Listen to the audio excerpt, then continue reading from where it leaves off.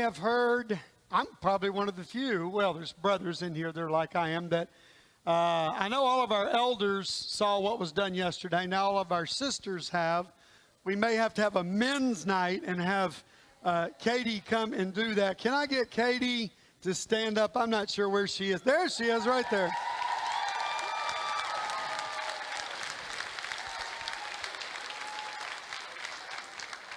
It is great to have you guys. I heard amazing things about yesterday.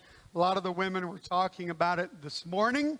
And we're actually going to talk about David today, since he had a little something to do with all of that. I'll get to that in a moment. I am going to tell you my family tried to kill me yesterday. So I relate to David, as we will see in the story. They did.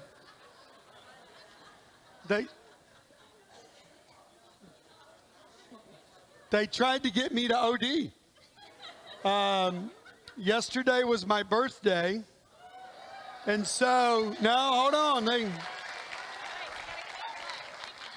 What? Oh, be Angela. Kick my leg or whatever. That's right.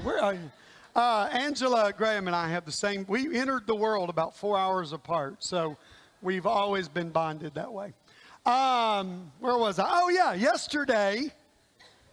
So for my birthday, my family gives me a whole box of Danish wedding cookies. That stuff's like crack cocaine to me, okay? So I ate like 2/3 of the box, and they follow that up with raw M&M cookie dough. And they give me that. So I'm not responsible for whatever I say this morning. It's been traumatic. I think they're just trying to he'll eat it all and just keel over and die probably. So. All right, we're going to talk about David this morning. Now, it's funny to me, when you think about doing one sermon on David, that's like doing one sermon on Jesus. You know, it's like, what can you do in one sermon?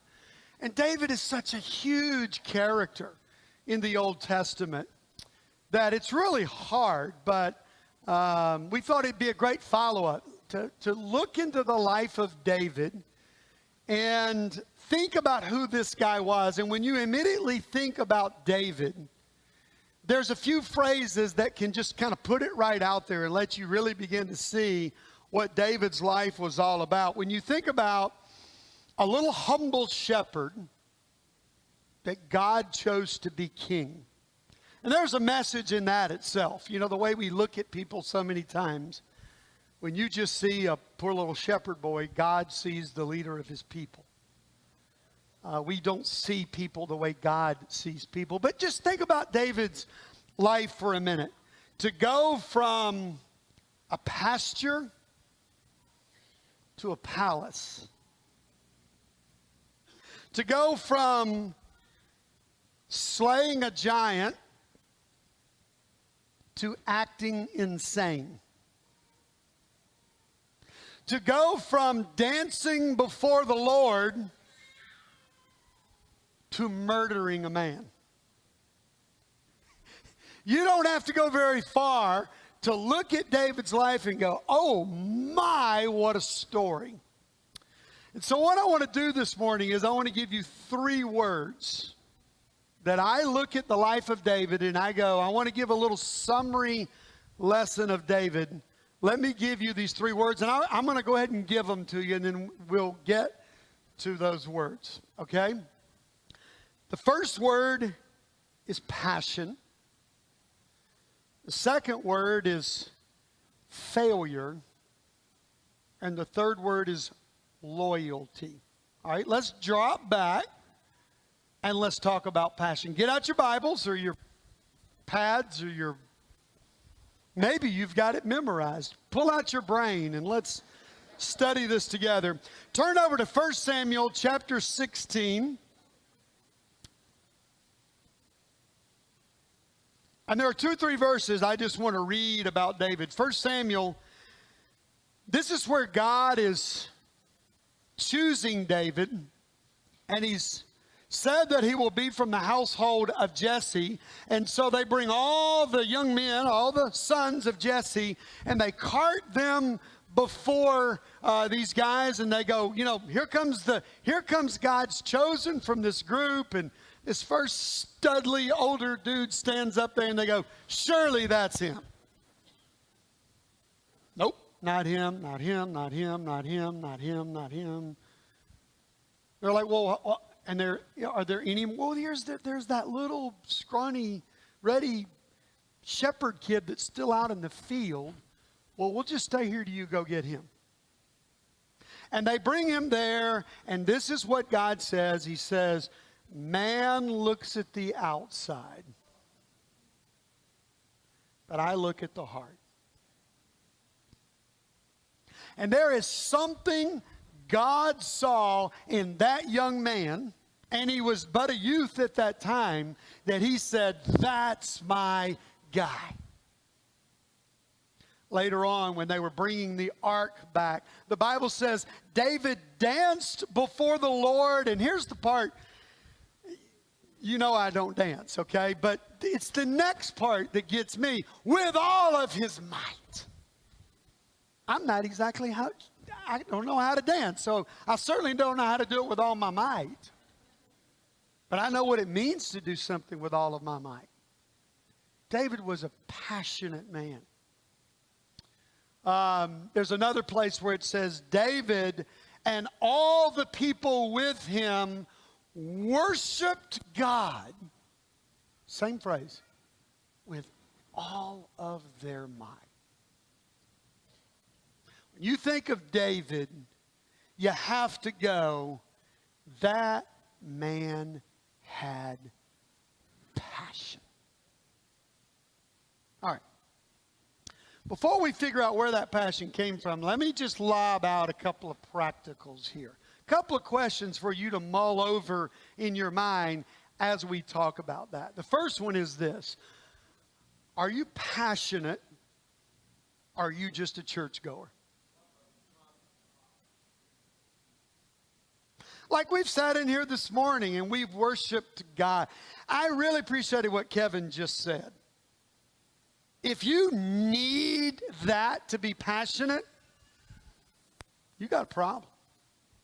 If you need a certain style of music to be passionate with God, you got a problem. I wonder sometimes, are we really passionate for God, or are we just where I think a lot of people in America today are? I come in, I go to church, what do you got for me? If there's something to learn from the life of David, there was a passion that was coming out of that man, that people saw, that God saw. The second thing I would say about the life of David in his passion is this, and it's a good question for us to ask, or something to realize is this: yesterday's passion isn't good enough for today. I think that's why he got in trouble, as we'll look at here in a minute.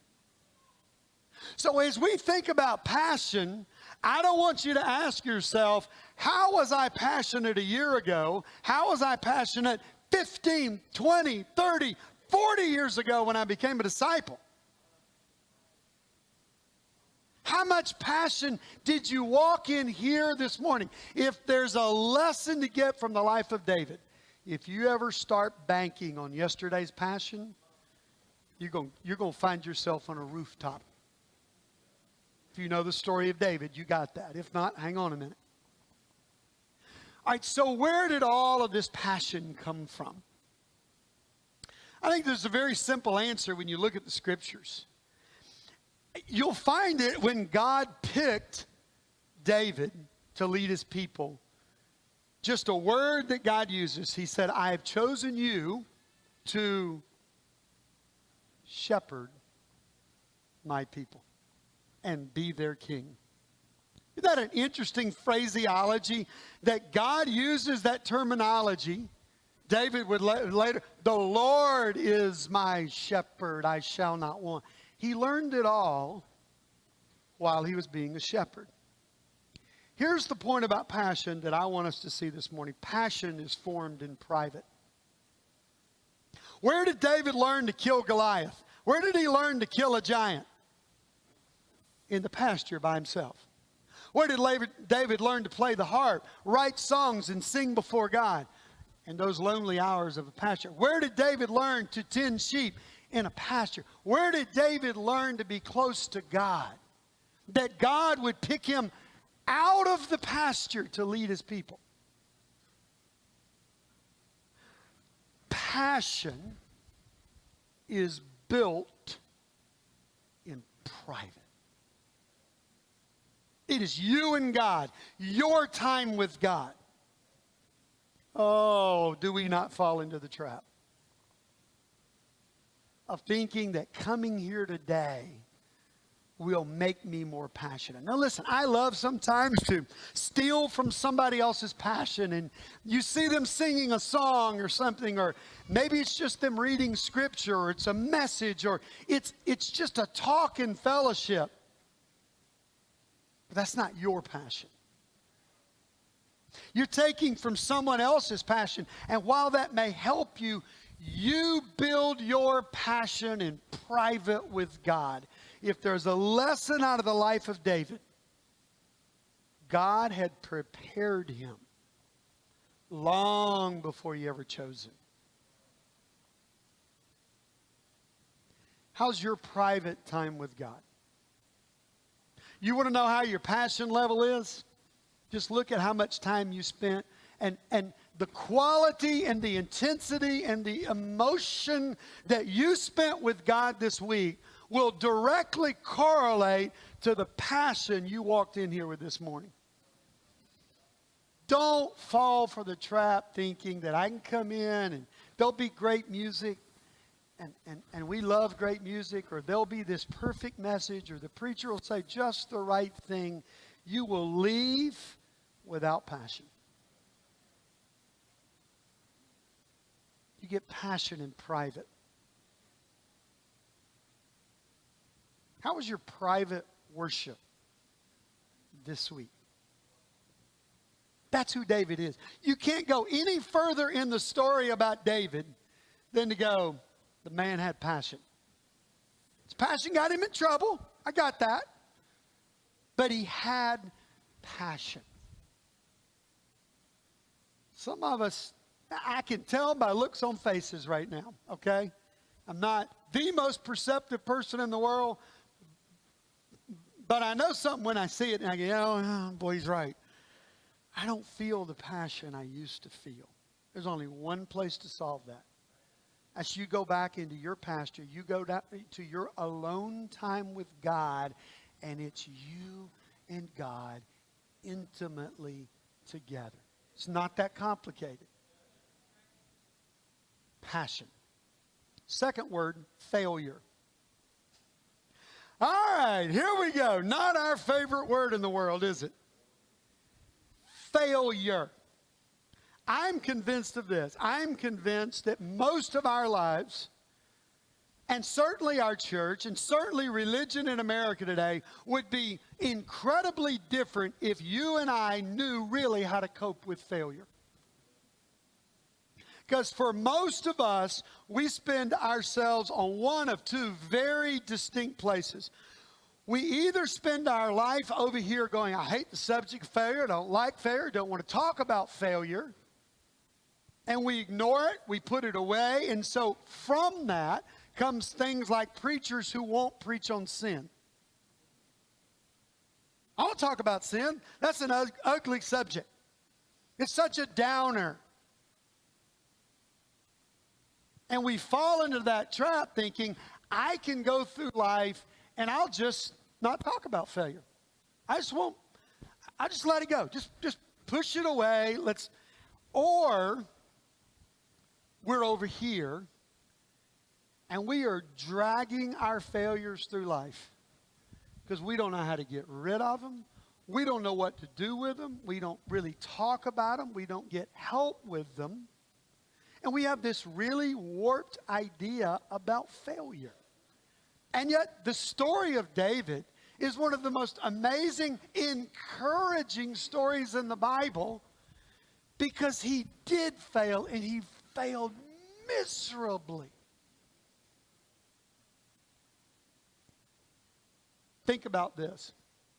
This is David's failure. Let's be honest. Failure, it can bring a lot of heartache to the people around us. Let's just start at Bathsheba, okay? David's big failure in his life, where he commits adultery. He doesn't stop there. He commits murder by having her husband killed off so he can take her as his wife. Wow. That's a lot of heartache, a lot of pain, a lot of stuff going on in one family. But it doesn't stop there. They have a child between them, and the child dies. So now we have adultery, murder, and death. Then David has a son named Amnon. Amnon rapes his half-sister.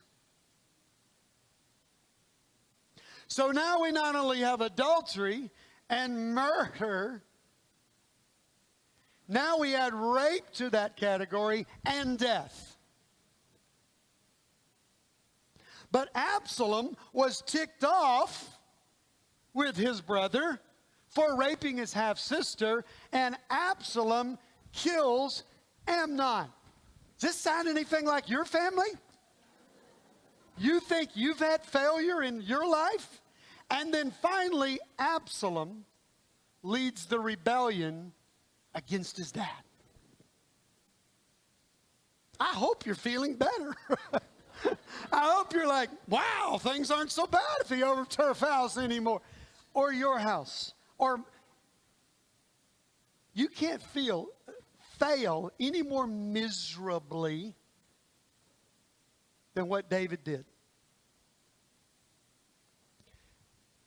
So look what God does with that story.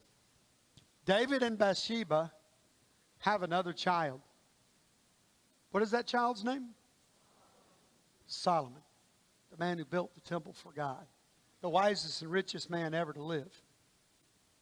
Somebody else, by the way, was born in the lineage of that relationship, David and Bathsheba. Who was that?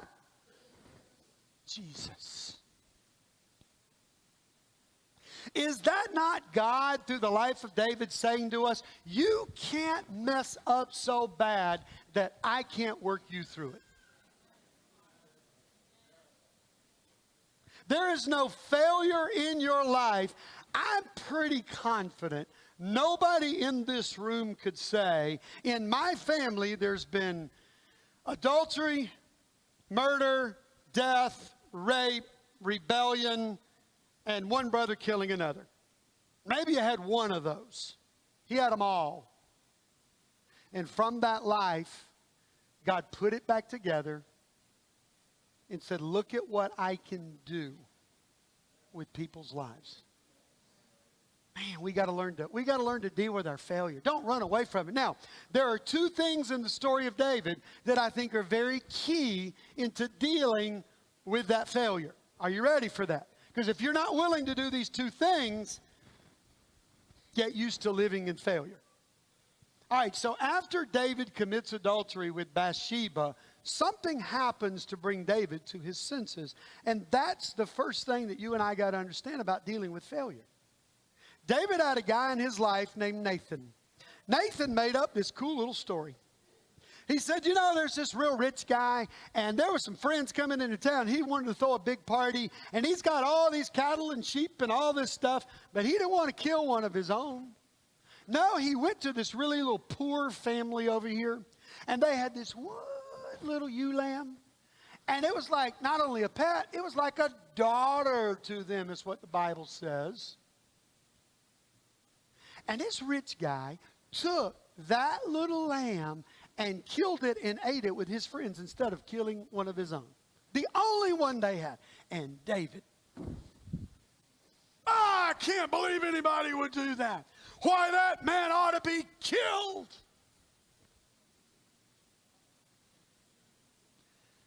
And Nathan looks him in the eye and says, quote it with me, you are that man.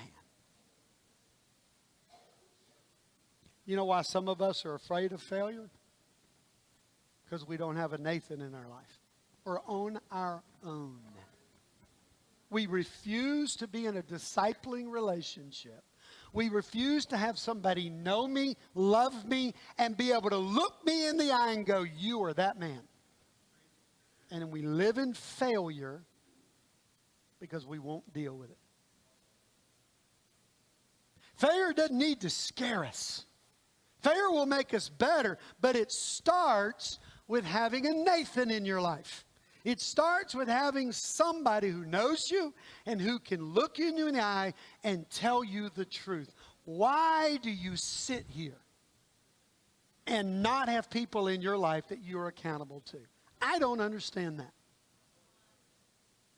I understand where it will lead you, and that's the scary thing. Why are these stories about men like David in the Bible? What does John tell us? They're written for our learning. Best friend in the world you've ever had is the person that will tell you the truth when you need to hear it. I think some of us sit here this morning afraid to deal with the failures that are going on in our life because we're afraid to get open with somebody. We're afraid for it to be brought out into the open. And as soon as Nathan does that, now we come to the second most important thing about dealing with failure. What does David say? I have sinned. Man, we want somebody to blame. We want somebody to say it's their fault if they hadn't said this, done that. David just simply said, that's me. Isn't that refreshing? Isn't it refreshing where we just own our stuff and own our failure and own our sin and go, God, it was me. It's not the way my mom and daddy raised me. It's not what, this brother or sister did to me 12 years ago. It's not because I was just in the wrong place at the wrong time. It's me. And boy, if you need to read it, go read Psalm 51. You do not delight in sacrifices, or I would bring it. A broken and contrite heart, oh God, you will not despise. I've seen many a leader go down because of pride. Just can't say, I need help. I'm wrong. No, bro. You didn't quite say it right to me there. Nathan, now if you change the story this way, and you hadn't been so direct with that, you are that man line, I could have accepted that from you. See how we do that? Failure is not something that you and I ought to be scared of. God can still shine in the darkness and brokenness that we create. We just got to let him. We just got to let God work. We got to say, God, here it is. I'm bringing it out in the open. I have failed and failed miserably. But if you can do that with David, I believe you can do something with me. How many of us are dragging something this morning that you've been dragging for way too long? Because you just won't let God help you through the failure. That's the story of David. That's why I love this part about David's life. Makes the Bible real. It's kind of cool. You go, all right, I can relate to this guy. Look what he did. Our last word is loyalty. There's this funny thing around the life of David. It's funny to us because we just don't relate. David had all these men around him who were incredibly loyal to him. Boy, have we lost that one. How about your best friend in the world is the son of the guy trying to kill you? That's a little warped, isn't it? Jonathan, his best friend in all the world. They were one in heart and soul.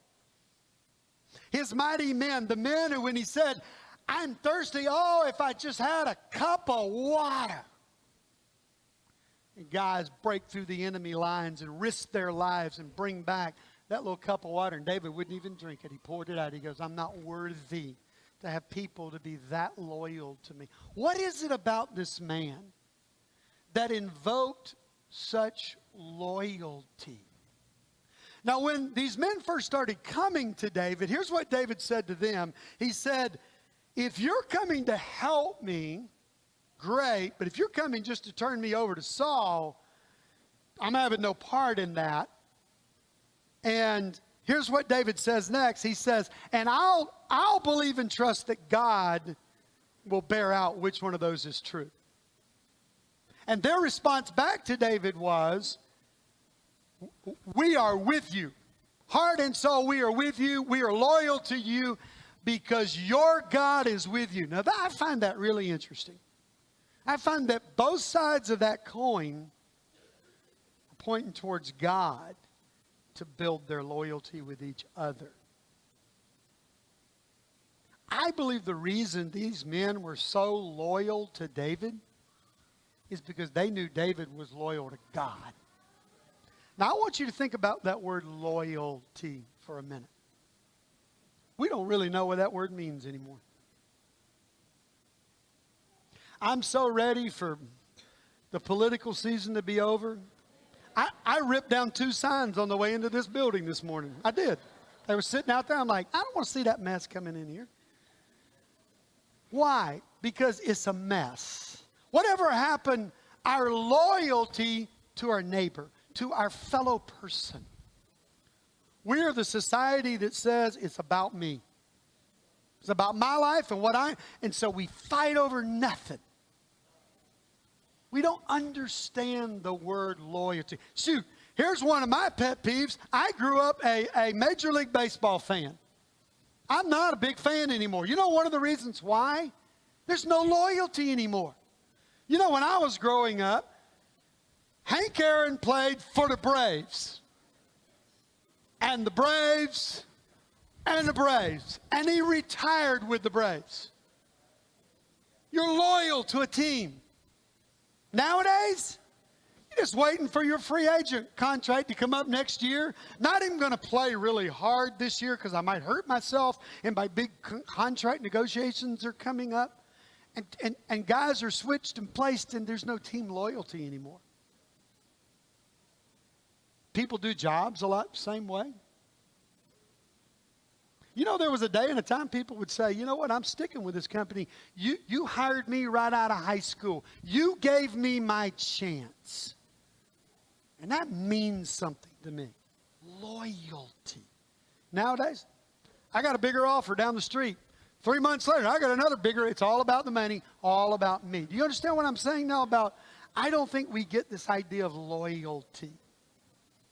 So before we close, let's look at one more story about David. Look in 2 Samuel chapter 4. I'm going to paraphrase this, but you turn there so you can follow along. 2 Samuel chapter 4, you get a pretty good insight into the loyalty that David has, okay? Saul's son, Saul was, of course, the king. David had had many opportunities to kill Saul. One point, he was just right there with us. All he had to do was just boom, and everything's going good for David. They would have made him king. Now I don't have to run. Saul's dead. And David said, I will not raise a hand against the Lord's anointed. There's loyalty. Loyalty to God. Saul is killed off. They find Saul's son. Some guys go, hey, we can do a really cool thing here. We can avenge what Saul did to David. And so they go into the camp and they kill Saul's son, lop his head off, put it on a platter. There's the phrase, you know, their head on a platter, and come to David and say, David, here is the head of the son of the guy that was trying to kill you. You will now get your revenge. David goes, that's right. Oh, no, he didn't. You know what he did? He had those men killed. Loyalty. Before he killed them, he told them, he said, you should have already known this because I've done this once before. Do you remember when the news of Saul's death came? And this guy came all trotting in, huffing and puffing, going, woo, Saul's dead, Saul's dead. And he says, how do you know Saul's dead? He goes, I put the sword in him. Because Saul had fallen on his sword and he had not yet died. And he begged the guy, just kill me with a sword and get me out of my misery before these guys come. And so the guy did it. And you know what David did to him? Had him killed for raising a hand against the Lord's anointed. The man knew loyalty. How loyal are you to your God? How loyal are you to the church that Jesus bled and died for?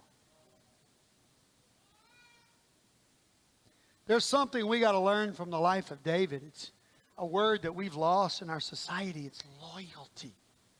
The reason these men would be loyal to David is they knew he was loyal to his God.